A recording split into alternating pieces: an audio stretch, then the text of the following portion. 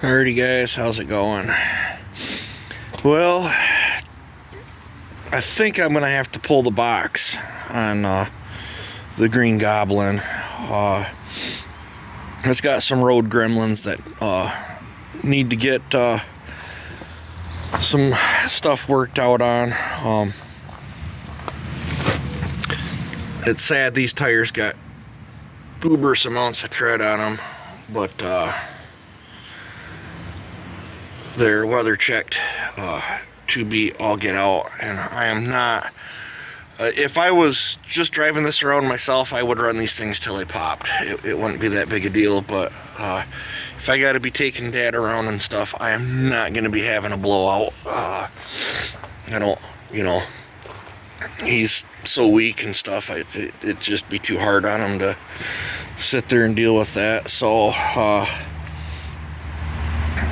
it's a shame too. I'm probably going to end up giving them to my brother if he wants them for his plow truck.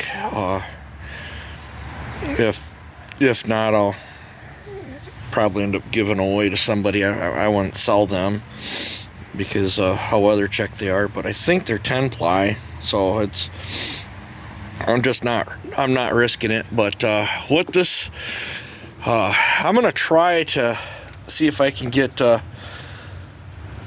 this was a good battery out of my red one. I put 2 new ones in not too long ago, and this was a good, the one that was, I think, starting the truck.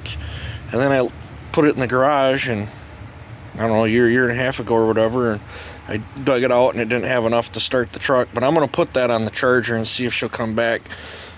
This one, the side's all pooched out on, and this is the one out of the truck, and it's done for. I got a little tiny battery in it right now that barely cranks the V10 over, that come out of a Pontiac Vibe. So I'm gonna have to either charge that one up, or I'm gonna have to buy a battery. I got a deal in the works with some tires that they're mud tires, but I don't care. I'll put all, if they're not weather, they're the same size as these, but they're mud tires. I'll put all 4 of them on. I don't, even though it's 2-wheel drive, I wanted some beef meats for the back anyway. But the road gremlin that this thing has given me is, I'll be going down the road, and the gas gauge will all of a sudden start wobbling, and then all of a sudden she'll start to decline all the way to E. And when it starts to do that, all of a sudden she'll start running out of power, and then it actually sounded like it was lean popping, like it was popping and farting on me. And then it's like all of a sudden you just shut the key off, and then while I was still coasting down the road with it in gear and everything, all I did was turn it off and then hit the start thing again, and then she lit right back off, and then the gas gauge come back up. So I'm assuming that the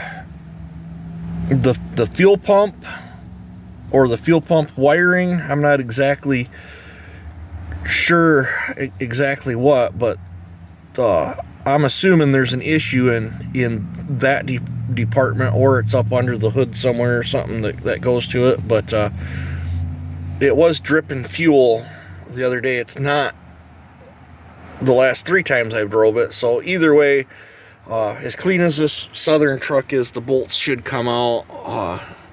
I think the easiest way to deal with this is I had to, that white truck of mine, I had to put a fuel pump and repair fuel lines in it from a squirrel getting up in there and chewing off my plastic fuel lines. And when I did that one, all I did was unbolt the box, and then I think if I recall, I put some runners across or whatever, and we just used the forks and we picked the whole box up and carried it back. I don't know if I'm going to pick the whole box up on this one. I might just raise it straight up and then set 4 pieces of firewood under 4 corners or whatever,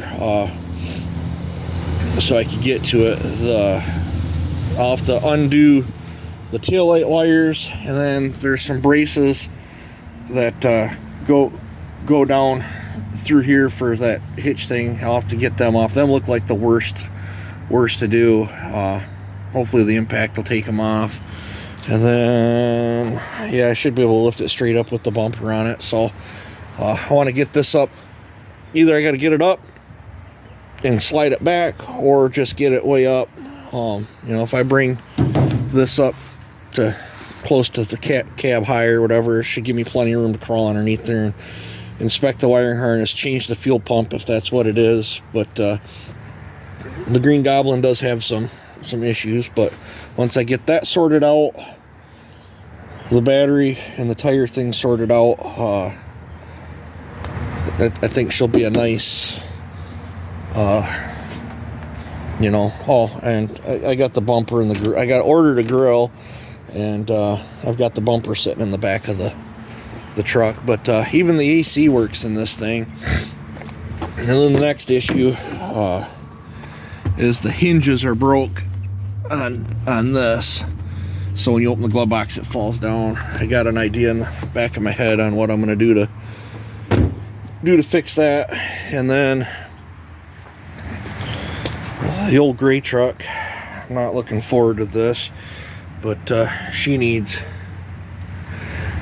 tires, and that's not going to be cheap. I'm going to buy brand new ones. I'm going to buy some mud trains for it. And what I'm going to do is, I've got another set. These are rims I bought because the original rims that came with this truck are on my red truck, and the red truck original rims and tires are in my shed, and they're not the greatest either, but the rims are okay. So I'm going to leave these ones all mounted up. These two outer ones on each side aren't horrible, and in a pinch, if I pop one or whatever, I could, you know, like when I go on a road, because I don't have spare set up on this thing, so I'm going to keep these around mounted up for a spare. But I'm going to use my rims in the shed.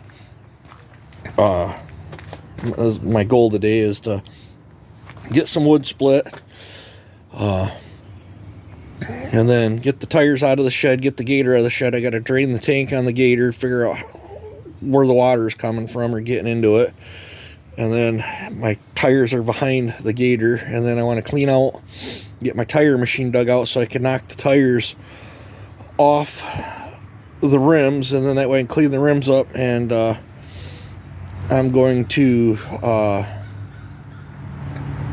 paint up the rims, and I'm going to do what I did on the gray truck. I'm kind of irritated, but last time I took this to the store and back, that was missing. They want a pretty penny for them hubcaps, so I'm just going to do what I did to the gray one for right now. I bought another hubcap, I've got it, but I'm just going to pop all the center caps off. I'm just going to paint the rims gray like I did on these ones, and just run the gray wheels with no beauty rings. But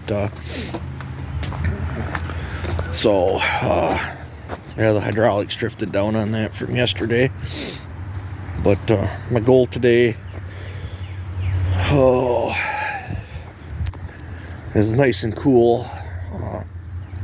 My goal today is to get this section cleaned up again, and then I got to shuffle stuff around in the shed, and I got the carburetor cleaned out on that. I'm not going to start it back up because it'll just fill right back up with water again. So I'm going to hook a strap to it, move everything out of the way. I'm going to drag the gator out.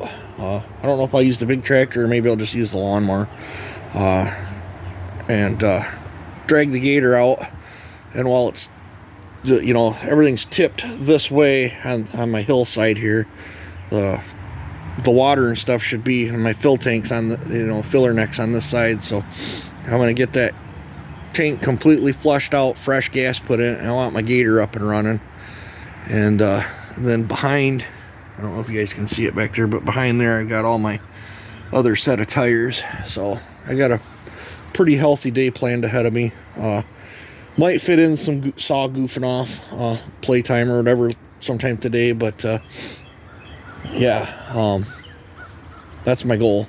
I know as soon as I eat breakfast, I'm gonna come out, I'm gonna put gas in the wood splitter. I think it's running out because it was spitting and sputtering on me the other day, and top it off, and then I'm going to get warmed up for the day by splitting some of that stuff, and then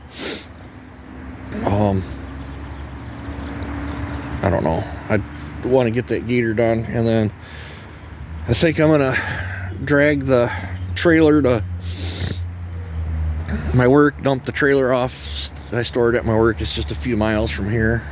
I think I'm going to store the trailer at work, and then I can kind of back that green truck up on an angle right here with everything out of the driveway, and then that way I can come in from the back here and lift that box up. If I can't do that, then I'll just turn it around where it's at there, and then I'll just use a floor jack and a post or whatever to jack it up. But I think I'm gonna have to pull the box and figure out whatever the heck gremlin. I think it's fuel pump related is what I'm thinking. I still suspect it's got an air idle control valve issue too, because it hunts at an idle every now and then. It acts like it's got a miss when it's running. But that I just find it funny that when the fuel gauge starts acting up, so does the truck. So I think the wiring harness for the fuel pump and the sending unit are all part of the same system on this, or at least we're going to find out anyway. And it could be as much as something that you know, because it's got a plug there that's floating around. I got some wires over there that I don't know what they had tied into. I'm assuming they had a fuel tank in here, auxiliary fuel tank, probably 12-volt pump, and it could very well have something to do with that other wiring harness that's sitting down there. I'll just have to get the box off and see what they've messed with. And then I believe those little valves sticking up out of the side of the box are there for the airbags, and because this thing's got the, you know, airbag overloads on it too. I believe there's a compressor in here too that is not working, because when you didn't do the modifications, you don't know what the stuff is. But there's a busted switch here that I don't know what went to. I don't seem to be doing anything. And then there's another switch down here that, you know, if you flip it on, that comes on. I'm assuming that was to let you know that the compressor was on for that gauge and stuff, but nothing is working. So I don't hear nothing kicking on, so hopefully I can investigate that too. But I really want to get the bugs worked out of this. I really like driving it. It drives nice. And with summer coming up, it's nice having AC too. So that's my plans for the day. You guys take it easy and have a good one.